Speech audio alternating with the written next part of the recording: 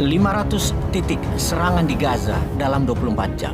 Akhirnya Israel melakukan serangan darat atau ground operation masuk ke Gaza. Di hari ke-24 kemarin, perang Hamas. Israel melakukan apa yang mereka sudah rencanakan. Masuknya tentara Israel dari sisi utara Gaza dengan 6 titik entrance, lalu menyebar cepat ke arah tengah jalur Gaza yang menyempit. Serangan dimulai tepat tengah malam. Tentara dan tank masuk dengan gerakan masif, terstruktur. Terjadi perlawanan sengit oleh milisi Hamas. Namun tentara Israel yang menggunakan goggle malam lebih diuntungkan karena bisa melihat dengan jelas keadaan malam yang gelap tanpa listrik di Gaza. Paginya, Netanyahu mengumumkan bahwa serangan ke Gaza adalah fase kedua, second phase. Setelah fase pertama adalah mengejar seluruh pasukan Hamas yang masuk ke wilayah Israel. Fase kedua adalah masuk ke Gaza setelah dikepung dan dibatasi suplai ke Gaza, seperti air, listrik, BBM, dan lain sebagainya. Apa maksud serangan Israel seperti dikatakan Netanyahu ini? Serangan ke Gaza adalah melumpuhkan milisi Hamas, kemudian menaklukkan pemerintahan Hamas, kemudian menyelamatkan sandera yang diculik Hamas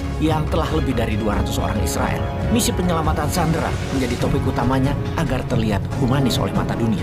Arah serangan bisa terlihat dari gerakan tentara Israel di mana fokusnya adalah pertama Tunnel of Gaza, terowongan di bawah Gaza yang bisa merupakan senjata rahasia secret weaponnya Hamas yang tentara Israel coba taklukkan. Yang kedua adalah penaklukan kota administrasi Gaza. Gaza City adalah kota terbesar milik Palestina yang juga pusat kekuatan Hamas. Yang hebatnya lagi, di awalnya diduga ketika serangan darat dilakukan, maka serangan udara akan dihentikan oleh Israel karena bisa kena pasukan Israel sendiri. Namun yang terjadi sebaliknya, pasukan darat Israel masuk ke sebuah wilayah, kemudian posisi yang dicurigai ada Hamasnya, maka laser pointernya ditembakkan ke arah target dan tak lama kemudian roket meluncur mengajar sasaran yang telah dispot menggunakan laser pointernya tentara darat, ground force arminya Israel. Di mana kemudian artillery dan angkatan udara Israel atau Israeli Air Force mengatakan dalam 24 jam telah lebih menarget 500 sasaran yang mereka telah ledakkan, alias setiap jam 20 target dieksekusi.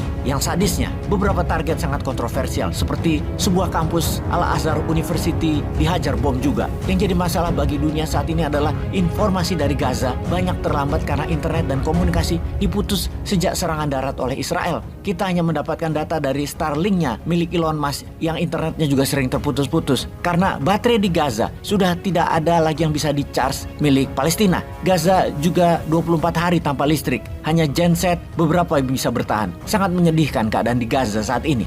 Footage video tentang Gaza di media dalam hari-hari ke depan hanya dari media yang didapat oleh pihak Israel atau Amerika saja yang mengeluarkannya. Dari pihak oposisi, dari pihak Hamas atau rakyat Palestina, hanya footage lama yang tidak ada yang baru media dapat. Dunia dibatasi informasinya tentang Gaza selama ground operation ini, dan ini dilakukan oleh Israel. Selain kampus, maka Israel juga mengancam 2 rumah sakit agar mengevakuasi orang-orang dari rumah sakit tersebut, terutama yang bukan pasien, ke arah selatan ke Mesir. 2 rumah sakit, Al-Shifa dan Al-Lifa Hospital, diduga menjadi markas Hamas, berada di bawah rumah sakit tersebut. Namun ancaman tentara Israel itu tidak digubris warga Gaza. Mereka sudah siap syahid semuanya. Kita ke utara Israel sekarang, wilayah yang juga memanas. Hizbullah menyerang dengan roket lebih dari 84 serangan dalam 2 hari belakangan ini. Dalam laporan media barat, 47 tentara Hizbullah meninggal dan 7 tentara Israel mati. Kita semua tahu Hizbullah telah bersiap menyerang Israel dari sisi utara yang berbatasan dengan Lebanon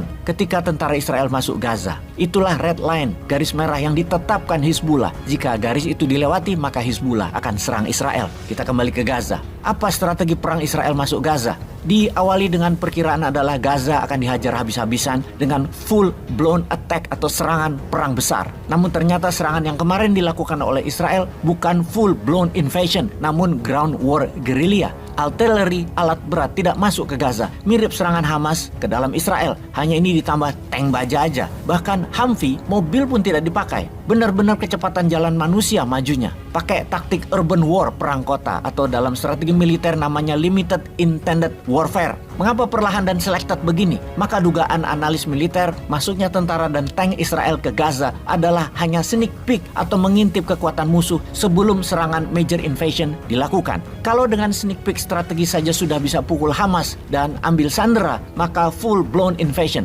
tidak perlu dilakukan. Alasan kedua adalah sekutu Israel di Eropa Eropa tidak setuju full blown attack. Hanya Amerika yang setuju. Benjamin Netanyahu mengubah strategi menjadi limited intended target warfare sekalian tes sneak peek keadaan Gaza. Alasan lain, menjaga perasaan keluarga tersandera di mana Hamas mengancam membunuh semua sandera kalau Israel masuk menginvasi. Yang menjadi pertanyaan sekarang, apakah serangan ini bisa mengalahkan Hamas? Karena Israel tidak ingin lagi ada Hamas di Gaza dan tidak ingin Hamas mengendalikan Gaza. Pengamat militer meragukan strategi perang Israel akan bisa mengalahkan Hamas. Bahkan full blown attack jika Israel lakukan, belum tentu Hamas kalah atau warga Gaza menyerah. Mengapa belum tentu Israel menang? Karena Hamas memiliki pendukung di seluruh kawasan. Seperti Turki, dengan terang-terangan Erdogan mengatakan Hamas bukan teroris grup, melainkan pejuang kemerdekaan. Israel lah yang teroris. Benjamin Netanyahu lah yang teroris, yang harus dibawa ke pengadilan sebagai penjahat perang, sebagai penjagal. Untuk itu, Turki akan membantu penuh warga Gaza. Turki sedang menyiapkan serangan membantu Palestina, khususnya Gaza. Di sini terlihat bahwa Hamas bukan konvensional power, penyandang dana, operasi militernya, para pendukung Palestina bebas dari Israel terintegrasi di banyak kawasan dan di banyak negara. Yang saat ini jadi perhatian dunia adalah generasi muda Palestina yang tumbuh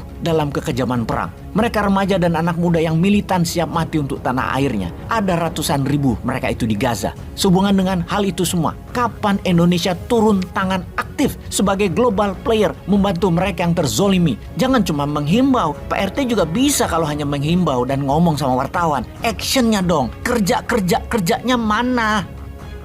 Peace.